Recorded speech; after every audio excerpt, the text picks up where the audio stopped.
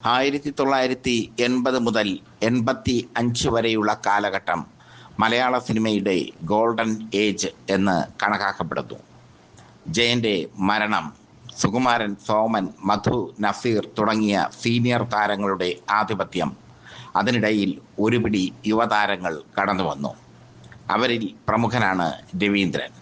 ശങ്കറും മമ്മൂട്ടിയും മോഹൻലാലും രതീഷും ഒക്കെ, രാജ്കുമാറും ഒക്കെ അക്കാലത്ത് കടന്നു വന്ന യുവതാരങ്ങളാണ്.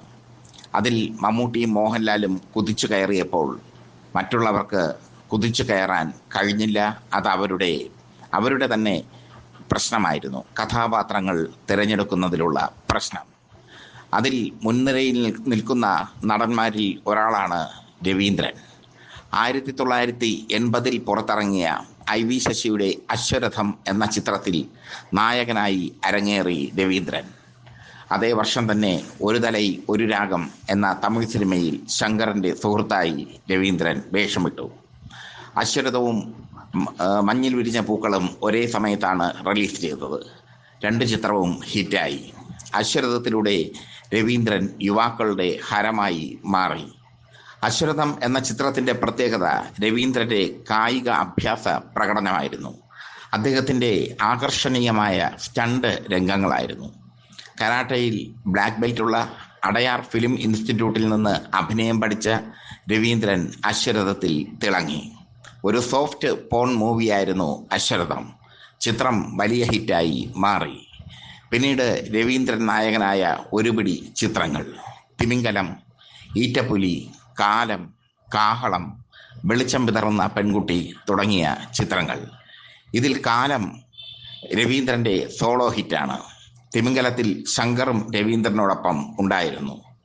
ഈറ്റപ്പുലിയിലും ശങ്കർ ഉണ്ടായിരുന്നു. കാഹളം പ്രേം നസീർ ചിത്രമാണ്, പക്ഷേ രവീന്ദ്രൻ അതിൽ ശ്രദ്ധേയമായ വേഷം കാഴ്ചവെച്ചു. വെളിച്ചം വിതറുന്ന പെൺകുട്ടി ശ്രദ്ധേയമായ വേഷം കാഴ്ചവെച്ച രവീന്ദ്രൻ്റെ ചിത്രമാണ്.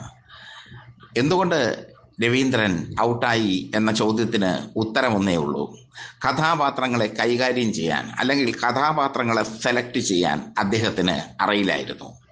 ഹീറോയായി നിൽക്കുമ്പോൾ തന്നെ ചക്കരയുമ്മ, ഭൂകമ്പം തുടങ്ങിയ ചിത്രത്തിൽ വില്ലൻ വേഷത്തിൽ അദ്ദേഹം അഭിനയിച്ചു.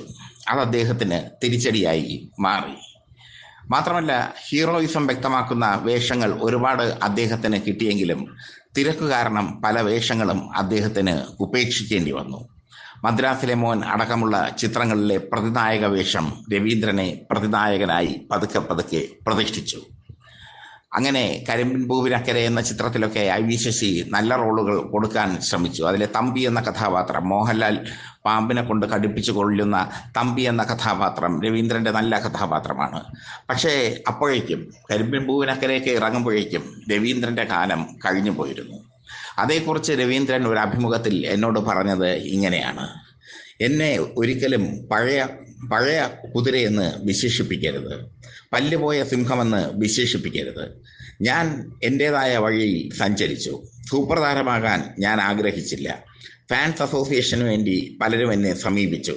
അവരെയെല്ലാം ഞാൻ നിരുത്സാഹപ്പെടുത്തി. എനിക്ക് എൻ്റേതായ വഴിയിൽ പോകാനായിരുന്നു ഇഷ്ടം. അഭിനയിക്കേണ്ട സിനിമകളിലെല്ലാം അഭിനയിച്ചു. ഒന്ന് ആലോചിച്ച് നോക്കണം. സകലകലാവല്ലഭൻ എന്ന കമൽഹാസന്റെ എക്കാലത്തെയും സൂപ്പർ ഹിറ്റ് സിനിമയിൽ കമലിനോടൊപ്പം തിളക്കമുള്ള റോൾ ചെയ്ത ആളാണ് രവീന്ദ്രൻ. രാം ലക്ഷ്മൺ തുടങ്ങിയ കമൽഹാസൻ ചിത്രങ്ങളിലൊക്കെ രവീന്ദ്രനും ഉണ്ടായിരുന്നു.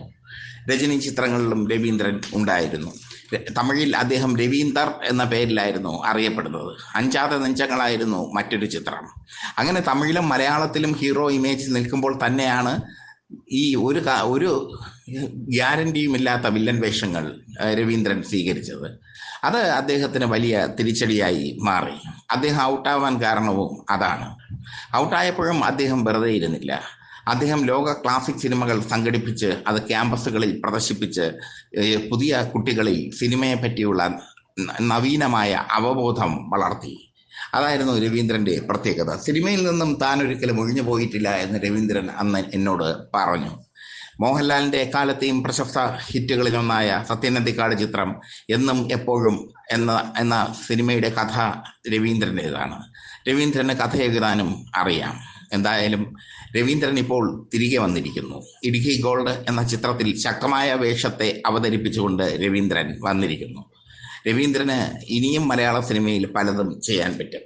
കാരണം അദ്ദേഹത്തിന് ടാലൻ്റ് ഉണ്ട്, അസാധ്യമായ ടാലൻ്റ്.